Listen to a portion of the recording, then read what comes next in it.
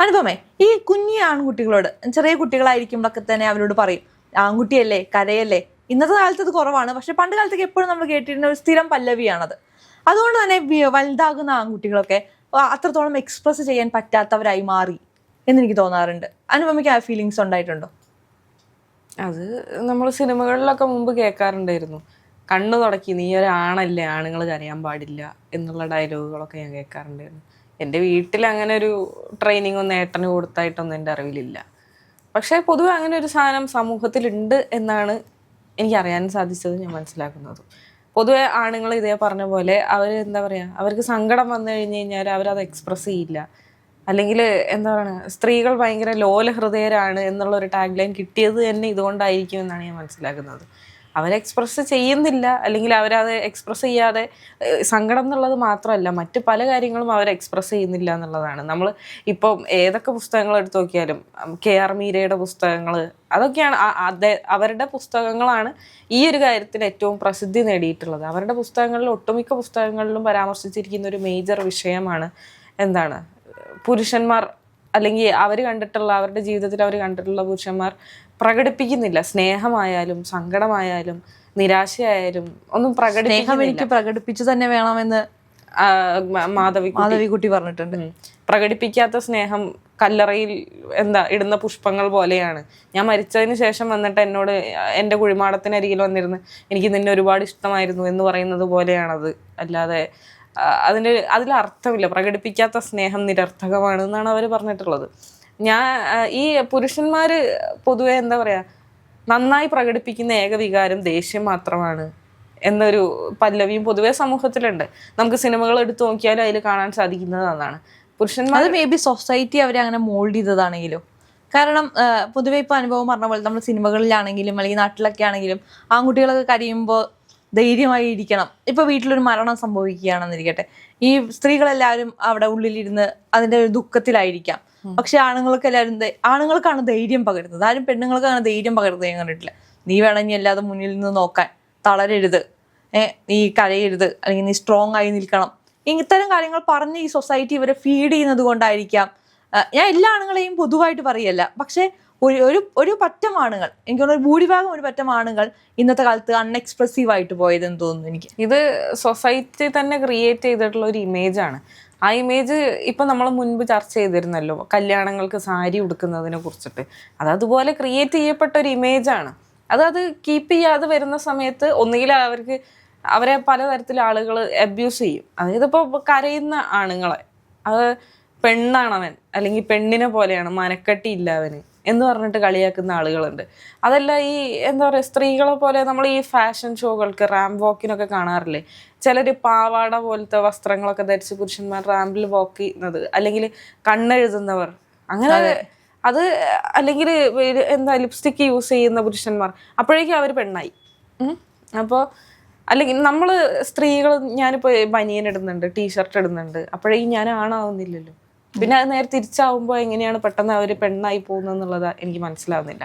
ഒന്നാമത്തെ കാര്യം അത്. രണ്ടാമത്തെ കാര്യം എന്ന് പറഞ്ഞു കഴിഞ്ഞാൽ, ഈ എന്താ പറയുക, സമൂഹം ഈ ചാർത്തി കൊടുത്ത ലേബൽ കാരണം തന്നെ ഇവർ അത് കീപ്പ് ചെയ്യാൻ നിർബന്ധിതരാവുകയാണ്.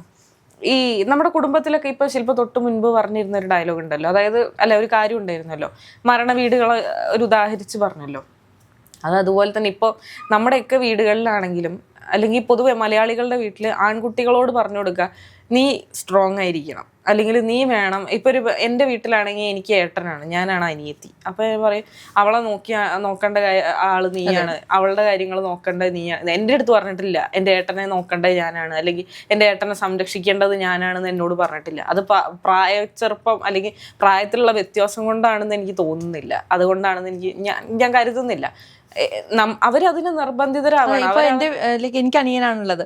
എൻ്റെ വീട്ടിലാണെങ്കിലും ഇതേ അവസ്ഥയാണെന്ന് വെച്ചാൽ അവന്റെ ജോലിയിലാണ് കുറച്ചുകൂടി ഫോക്കസ്ഡ് ആണ്. കാരണം ഞാൻ കല്യാണം കഴിഞ്ഞ് പോകും, പിന്നെ വീട്ടിലുള്ളത് അനിയനാണ്. ആ ഒരു ഞാൻ എന്നും എനിക്ക് എന്റെ വീട്ടിൽ ഞാൻ തർക്കിക്കുന്ന ഒരു വിഷയമാണ്. അതെന്താ അവൻ നോക്കിയില്ലെങ്കിൽ എന്താണ് ഞാൻ നോക്കില്ലേ, ഞാനും അവരുടെ മകളാണല്ലോ. ആ ഒരു പെർസ്പെക്റ്റീവ് പല ഫാമിലീസിലും ഒന്നുണ്ട്. ആൺകുട്ടികളെ ഫീഡ് ചെയ്യിക്കുന്നത് അതാണ്. എന്ന് വെച്ചാൽ വലുതായി വലിയ ജോലി വാങ്ങി അച്ഛനെയും അമ്മയും നോക്കണം. പെൺകുട്ടികൾക്ക് നേരെ തിരിച്ചാണ്, വലുതായി ജോലി കഴിഞ്ഞ് കല്യാണം കഴിച്ചു പോകണം. ആ ഒരു എന്താ പറയുക പറഞ്ഞ് നമ്മളെ മനസ്സിലേക്ക് ഫീഡ് ചെയ്യിക്കപ്പെടുന്ന പ്രശ്നങ്ങളാണ് ഈ ആൾക്കാരുടെ ഇമോഷൻസിനെ മാനിപ്പുലേറ്റ് ചെയ്യുന്നതെന്നാണ്. ഞാൻ ഒരു വട്ടം ഒരു ചർച്ചയിൽ, എനിക്ക് ചർച്ചയാണോ ഇന്റർവ്യൂ ആണോ ഒരു സംഭവത്തിൽ ഞാൻ സംസാരിക്കുമ്പോൾ എന്തുകൊണ്ടാണ് ആണുങ്ങളുടെ പ്രശ്നങ്ങൾ പുറത്തു വരാത്തത്? ഇപ്പൊ നമ്മൾ സ്ത്രീകൾ പീഡിപ്പിക്കപ്പെടുന്നതിനെ കുറിച്ച് ഘോരഘോരം പ്രസംഗിക്കുന്നുണ്ട് നമ്മൾ.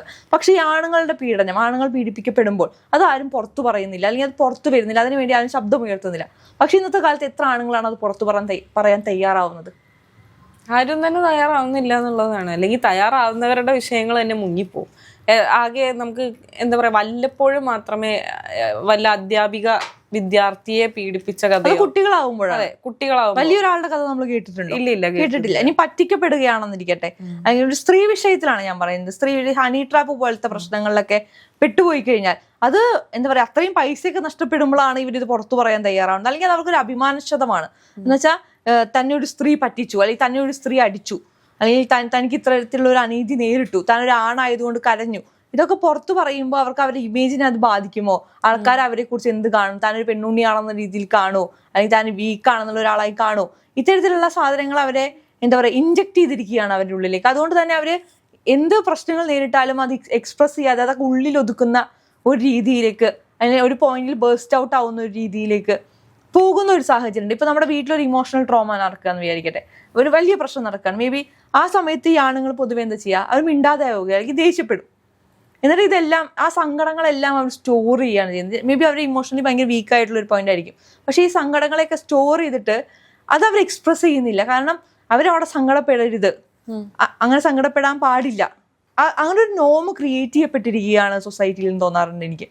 അതേപോലെ തന്നെയാണ് പിന്നെ എന്താ പറയുക, ഈ നമ്മുടെ ഈ സൊസൈറ്റി ക്രിയേറ്റ് ചെയ്ത മറ്റൊരു ഇമേജാണ് ആൺകുട്ടികൾ ഒരു പ്രായം എത്തിക്കഴിഞ്ഞ് കഴിഞ്ഞാൽ പെട്ടെന്ന് തന്നെ ജോലിക്ക് പോകണം. നമ്മളെ പെൺകുട്ടികളെ കല്യാണം കഴിക്കാൻ നിർബന്ധിക്കുന്നതിനേക്കാൾ ഭീകരമായിട്ടാണ് ആൺകുട്ടികളെ ജോലിക്ക് പോകാനായിട്ട് നിർബന്ധിക്കുക. അവരവരുടെ പാഷനോ അല്ലെങ്കിൽ അവർക്ക് ഇനിയും പഠിക്കണം, ഒരു 20 വയസ്സിന് ശേഷവും അവർക്ക് പഠിക്കണം എന്നാണ് അവരുടെ ആഗ്രഹമെങ്കിൽ അവർക്ക് അതിനുള്ളൊരു സാഹചര്യം പലപ്പോഴും ലഭിക്കാറില്ല. സാമ്പത്തികത്തിൻ്റെ വിഷയമൊന്നും അല്ലാതെ തന്നെ ഇനി എന്താണ് പഠിക്കാനായിട്ട്, ഇനി കുടുംബത്തിലെ കാര്യങ്ങൾ നോക്കാനുള്ള സമയമാണ്, ഇനി അച്ഛനെ സപ്പോർട്ട് ചെയ്യാനുള്ളൊരു സമയമാണ്, അല്ലെങ്കിൽ കുടുംബത്തിൻ്റെ അത്താണി ആവേണ്ട, അല്ലെങ്കിൽ അച്ഛന്മാർ പറയല്ലോ ഇനി എൻ്റെ സ്ഥാനം നീയാണ് നോക്കി നടത്തേണ്ടത്, ഞാൻ ഇപ്പോൾ റിട്ടയർ ചെയ്യാൻ പോവാണ് എന്നൊക്കെ പറയുന്ന അവിടെ അവർ നിർബന്ധിതരാവാണ്. അവർ എന്താ പറയുക, ഫോഴ്സ്ഫുള്ളി അവർ ആ സ്ഥാനത്തേക്ക് ഇറങ്ങാൻ തയ്യാറാവേണ്ടി വരികയാണ്. അവർക്ക് അവരുടെ സ്വപ്നങ്ങളും കാര്യങ്ങളൊക്കെ ഉപേക്ഷിക്കേണ്ടി വരികയാണ്. പിന്നെയെന്ന് പറഞ്ഞു കഴിഞ്ഞാൽ ഈ എന്താ പറയുക, ഈ പെൺകുട്ടികൾ അല്ലെങ്കിൽ അവർക്കും എന്താ പറയുക ഇതേ സാധനം നേരിടേണ്ടി വരുന്നുണ്ട്. അവർ ഈ കല്യാണം കഴിക്കാൻ നിർബന്ധിതരാകുന്നുണ്ട്. ഇപ്പം വേറെ ഒരു പുരുഷന്മാർക്ക് വേറെ നേരിടേണ്ടി വരുന്ന ഒരു കാര്യമാണ് എന്താ പറയുക, ഞാൻ നേരത്തെ പറഞ്ഞല്ലോ, അതായത് സ്ത്രീകൾ സംരക്ഷിക്കപ്പെടേണ്ടവരാണ്, അതായത് പുരുഷന്മാരാൽ സംരക്ഷിക്കപ്പെടേണ്ടവരാണ് എന്നും സൊസൈറ്റി ക്രിയേറ്റ് ചെയ്ത ഇമേജാണ്. ഇപ്പോൾ എൻ്റെ വീട്ടിൽ ഞാൻ എന്താ പറയുക, അച്ഛനും അമ്മയൊക്കെ പുറത്തു പോയി ഞാൻ തനിച്ചാവുമ്പോൾ അച്ഛനും അമ്മയും ഏട്ടനെ വിളിച്ചിട്ട് പറയും വീട്ടിലേക്ക് വാ, അവളെ ഒറ്റയ്ക്ക്, അവളെ കൂടെ ഇരിക്കുക, അല്ലെങ്കിൽ സമ്മതിക്കില്ല. ഏട്ടൻ ചിലപ്പോൾ ഏട്ടൻ്റെ ഫ്രണ്ട്സിൻ്റെ കൂടെ ആയിരിക്കാം, ഏട്ടൻ അവിടെ എൻജോയ് ചെയ്യേണ്ട ഒരു സമയമായിരിക്കാം, പക്ഷെ അവിടുന്ന് ഫോഴ്സ്ഫുള്ളി ഏട്ടൻ ഇവിടെ വന്നിരിക്കാൻ നിർബന്ധിതനാവുകയാണ്. നേരെ മറിച്ച് ഏട്ടൻ വീട്ടിൽ ഒറ്റയ്ക്കാണ്, ഞാൻ വേറെ എവിടെയെങ്കിലും ഒക്കെ ആണെന്നുണ്ടെങ്കിൽ എന്നെ വിളിച്ചിട്ട് ഏട്ടൻ ഒറ്റയ്ക്കായി ഇപ്പോൾ ഇവിടെ വന്നിരിക്കുന്നു പറയുന്ന സാഹചര്യങ്ങൾ ഉണ്ടാവാറില്ല. അതും എന്താണ്, അതിനെ അവരെ പൂർണ്ണമായും നമുക്ക് കുറ്റപ്പെടുത്താൻ പറ്റാത്തൊരു സാഹചര്യം നിലവിലുണ്ടല്ലോ. വീട്ടിൽ കയറി പീഡിപ്പിക്കുന്നു, മാനഭംഗപ്പെടുത്തുന്നു, ബലാത്സംഗം ചെയ്യുന്നു. അതുകൊണ്ട് അവർ മാനസികമായി അതിന് നിർബന്ധിതരാവുകയാണ് നമ്മുടെ രക്ഷിതാക്കൾ. പക്ഷെ അവിടെ നിഷേധിക്കപ്പെടുന്നത് ആണുങ്ങളുടെ എന്താ പറയുക സ്വാതന്ത്ര്യം, അല്ലെങ്കിൽ അവർക്ക് കിട്ടേണ്ട ഒരു എന്റർടൈൻമെന്റ്, അല്ലെങ്കിൽ ഒരു അവരുടെ ജോവിയൽ ടൈമാണ് അവർ മിസ് ചെയ്തിട്ട് പോകുന്നത്. കാരണം ഇപ്പൊ നമ്മുടെ വീട്ടിലൊക്കെ കൂടുതലും എന്താ പറയാ ഏറ്റവും എന്താ പറയാ ഗൗരവമായ കഥാപാത്രം എന്ന് പറയുന്നത് അച്ഛന്മാരാണ്. ഈ അച്ഛന്മാരെ കുറിച്ച് ഞാൻ പലപ്പോഴും ചിന്തിക്കാൻ, ഞാൻ പൊതുവെ എന്നോട് ആരെങ്കിലും ഈ പൊതുവെ ആൺകുട്ടികളും അച്ഛന്മാരും തമ്മിൽ മിക്ക സമയങ്ങളിലും പ്രശ്നങ്ങൾ, എല്ലാ വീടുകളിലും മിക്ക വീടുകളിലും അങ്ങനെ പ്രശ്നങ്ങൾ നേരിടാറുണ്ട്. ഇവർ തമ്മിൽ കമ്മ്യൂണിക്കേറ്റ് ചെയ്തിട്ടില്ല. ഇവർക്ക് രണ്ടുപേർക്ക് രണ്ട് തരത്തിലുള്ള പ്രശ്നങ്ങളായിട്ടാണ് എനിക്ക് തോന്നാറുള്ളത്. ഈ അച്ഛന്മാരെ സംബന്ധിച്ച് ഒരു വീടിനെ മുഴുവൻ മേച്ചു കൊണ്ടുപോകുന്ന ചുമതല അവരെ തലയിൽ അടിച്ചേൽപ്പിക്കപ്പെട്ടതാണ്. കാരണം നമ്മുടെ അച്ഛന്മാരെന്നൊക്കെ പറയുമ്പോൾ ആ ഒരു ജനറേഷനിൽ വന്നവരാണ്. സോ അതുകൊണ്ട് തന്നെ അവർക്ക് നേരിടേണ്ടി വന്നതാണ്. അതുകൊണ്ട് തന്നെ ഞാൻ നാട്ടിലെ കാര്യമാണ് പറയുന്നത്. നാട്ടിലൊക്കെ പൊതുവെ അച്ഛന്മാരെല്ലാം ഭയങ്കര സ്ട്രിക്റ്റ് റോളിലുള്ളവരാണ്. ജോവിയലായ അച്ഛന്മാർ വളരെ കുറവാണ്, അല്ലെങ്കിൽ ഇമോഷൻസ് പുറത്ത് പ്രകടിപ്പിക്കുന്ന അച്ഛന്മാര് വളരെയധികം കുറവാണ്.